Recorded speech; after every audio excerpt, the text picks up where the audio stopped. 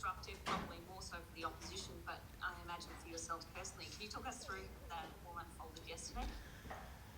Yeah, no, it's. I mean, we're all a little bit used to it now, but obviously there's heap going on. We were off yesterday. The players were off and the staff were off, so we're all on the phone a bit, getting updates on possible scenarios in the going forward. In the end,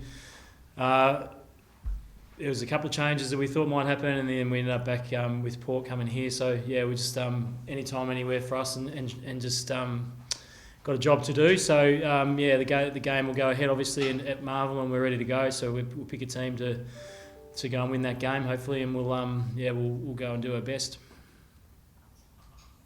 Given what happened yesterday and also what unfolded with Sydney and GWS, there's obviously been a few calls for the season being put on hold potentially for a week.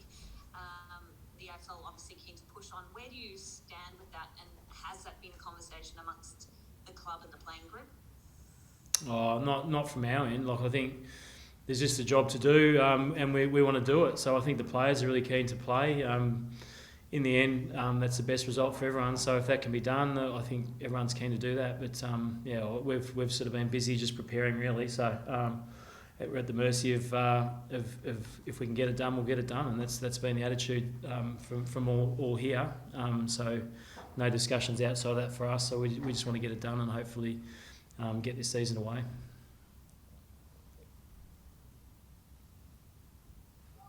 Robert, could you just give us an update on a few of the players from the weekend, Brody, Josh Thomas and Hoskin Elliott, how they're sort of travelling? Yeah, we've sort of got a bit to clean up from the training and the game yet. So we had a few guys that didn't. Well, Thomas has got concussion, so he's 12-day protocol. So we know where he's at. So we're just looking at a few of the other guys, how they pull up from training and how they're feeling. So yeah, we've got that to finalise yet. We just literally just come off the track then. So we'll finalise that this afternoon. But yeah, we've sort of got a few still swinging at the moment, depending on how they pull up. Okay, and Jeremy, is he still tracking for round 20?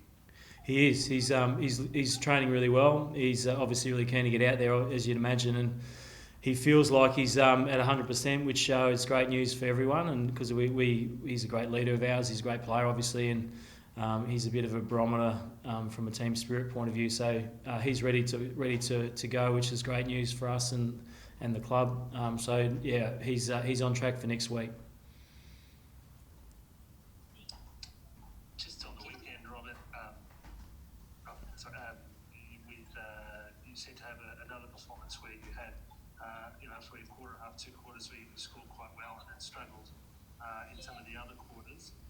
It's been something that's happened a fair bit this year. Just wondering how you've been going about that, and if you've changed much to what Bucks was doing, or if it's sort of trying to go to the same problems with a different solution. Yeah, like so much. I mean, we've tweaked a few things, and in the end, I think we've moved the ball pretty well. And we've sort of said this before: the back 2/3 of the ground. I thought last week we just didn't. Our entries were not good enough in the first half. We had some really good looks, and we just didn't quite capitalise on that. So we want to work on that going forward. We want to get better results for our entries. The positive was we had nearly 30 entries in the first half.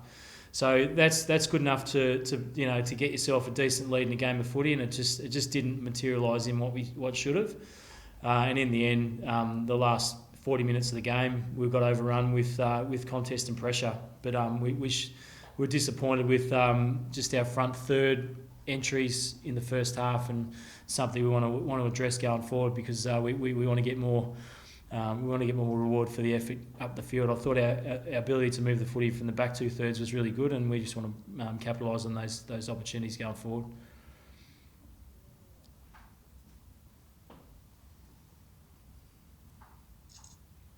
Just in terms of those injuries and a couple going out, is there a chance that we could see a debutant or even perhaps two? It could well be, yeah, and yeah, we've actually we've just finished training, so there was a bit of commotion on the track. So we have got 2 debutants this week. in Jack Ginnivan, who is a boy from Bendigo, who's just great country kid, really honest. Boys really popular amongst the boys. Has worked really hard on his game. He's a natural small forward, but he's worked really hard on this opportunity, and he's earned it through his work rate in the VFL for the last 3 weeks. So he gets his chance in our front half this weekend, and a great story is also Anton Tohill, who will play his first game for us after a long journey from Ireland, and he's really worked hard at his game. He was really emotional and on the track to get this opportunity, and he's from Derry in Ireland, and he's obviously come so far, as is Mark Keane, who's also played a few games for us already, and they've got such great respect around the playing group, and it was just a great moment to see his reaction to that, and the players' heartfelt feeling for him, because they know how hard he's worked for this. They know how much he sacrificed, as Mark has, to be here with us, and it's been not enough for him just to come here. He's worked so hard at his game.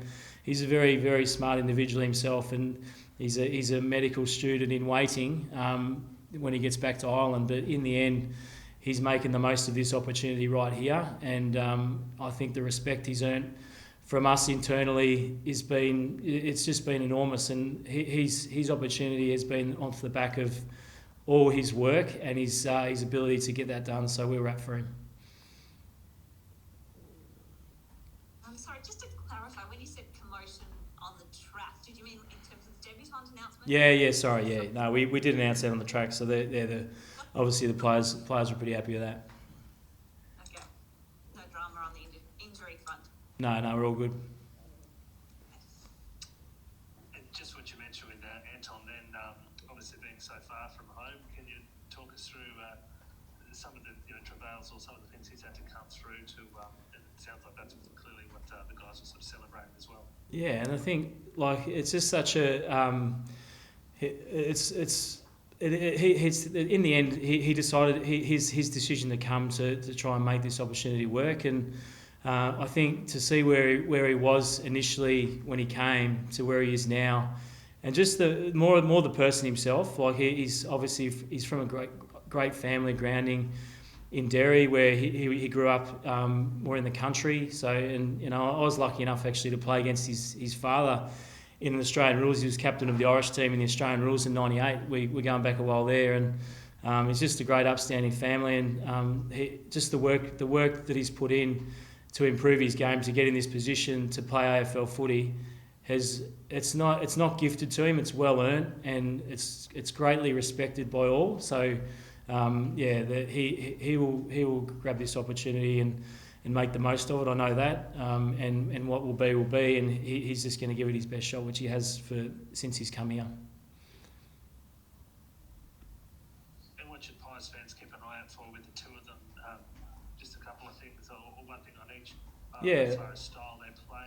Yeah, there's excitement around both in very, very different ways. And Jack, as I said before, Jack's more of a small forward, but he with work rate to get up the ground. But his ability to have that knack of finding shots at goal, he's got a natural ability to kick goals. So we want to hopefully see that going forward. And he just puts himself in the right place at the right time. So that's what we can expect there. And Anton Tohill, 200 centimetres. Excuse me. I just had a curry. Absolute supreme athlete who's got aerobic and anaerobic ability to run, and his ability to jump and work there is really high. So he's an athlete at 200 centimetres who's worked so hard on his aerial craft. He can play back and forward, and he's really versatile there. And he can play in the ruck. He's played in the ruck before as well. So he's an exciting prospect for us. Do you expect to play him in the forward line then?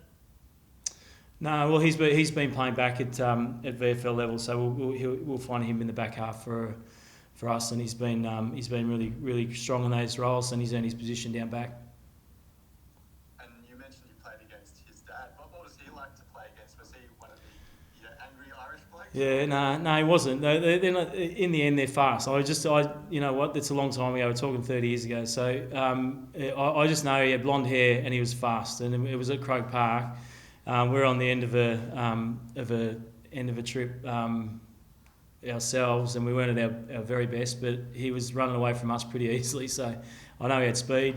And they were a very, very committed bunch, so I knew that. But I think was lucky enough to have a beer with him, and he's very upstanding, as we know, with the family. And it's just one of those moments, I suppose, you get where the world is small, and there's connection there.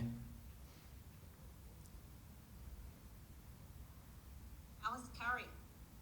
It was not actually. Maxwell made it. It was he looks after me on these days, and it was probably 9.5 out of 10 today. Bit down.